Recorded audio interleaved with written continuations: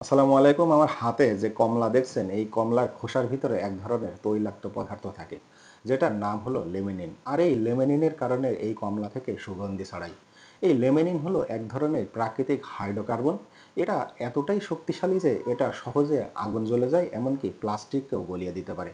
চলুন ছোট্ট একটা পরীক্ষার মাধ্যমে এটা প্রমাণ করার চেষ্টা করি। এই আগুনের কাছে যদি একটু লেমনিন ছিটিয়ে দিই, তাহলে ধূপ করে আগুন জ্বলে উঠবে।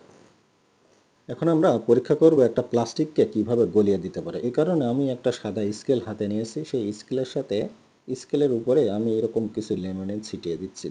একটু বোঝানোর চেষ্টা করি। এই যে আঙুল দিয়ে দিলাম, দেখেন এই অংশটুকু কি অবস্থায় আছে দেখেন।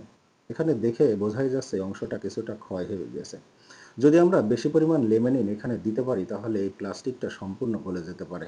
মজার ব্যাপার হলো, এই কমলার খোসায় যে লেমেনিন থাকে সেটা আমাদের টেনশনকে ইনস্ট্যান্ট দূর করে দিতে পারে। কিন্তু কিভাবে, চলুন বিস্তারিত বুঝিয়ে বলি। আমাদের এই ব্রেনে অসংখ্য স্নায়ুকোষ বা নিউরন থাকে। এই নিউরনের কাজ হলো নিয়মিত সিগন্যাল ট্রান্সফার করা।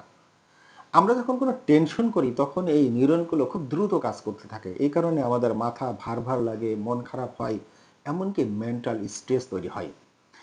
এই সময় যদি আপনি এরকম একটা কমলা থেকে খোসা ছাড়ানোর চেষ্টা করেন, এই কমলার খোসা থেকে লেমনিন নাকের মধ্য দিয়ে ব্রেনে প্রবেশ করে এবং সেখানে গিয়ে ব্রেনের ডোপামিনকে বাড়িয়ে দেয়।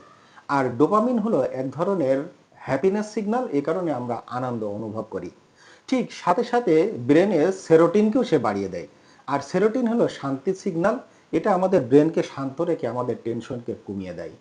এই কমলা শুরুতে সবুজ থাকার মূল কারণ হলো এর ভিতরে ক্লোরোফিল থাকে। এটা যখন আস্তে আস্তে পরিপক্ক হতে থাকে, তখন সূর্যের আলো পড়ে এই ক্লোরোফিল নষ্ট হয়ে যায় এবং এর ভিতরে থাকা ক্যারোটিন দেখা যায়। এ কারণে এটার রং পরিবর্তন হয়ে যায়। এখন প্রশ্ন হলো, এত মহামূল্যবান উপাদান এই কমলার খোসার ভিতরে থাকার পরেও কি আমরা এই কমলার খোসাটাকে ফেলে দিব? উত্তর হলো না। আমরা কমলার খোসা দিয়ে চা তৈরি করে খেতে পারি, যেটা আমাদের ব্রেনকে শান্ত রাখবে এবং টেনশনকে দূর করে দিবে।